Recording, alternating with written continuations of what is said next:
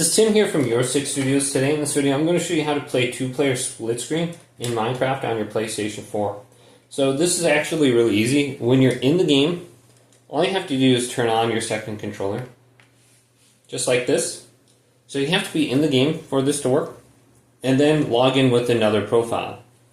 So you can go on over to New User right here. And you could try logging in as a guest.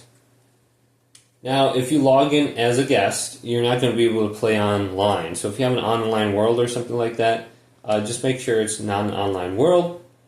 And if you log in as a guest, you can just press options. So this is only for offline play. And hold down the options button. And you're going to have to press it like 2 or 3 times. And you should be able to get logged in. So it looks like I have 3 accounts on here or something now. So you can keep adding accounts. You can have 4 accounts on here. But if you want to play online, this is going to be a little bit different. So you want to go to your main account, you buy PlayStation Plus and everything on. And we can just go up to the top and go to Settings. Go down to Account Management and go to Activate as Primary PS4. This will share PlayStation Plus and all your games with every other account on your PlayStation.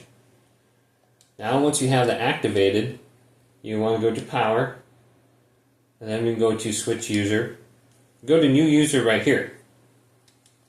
And just go through the setup process to add another account. So create a user, go to Accept, go to Next, and then there should be an option to create an account, and you're going to have to create an account with an email address and password, and then just link it up to PlayStation Network.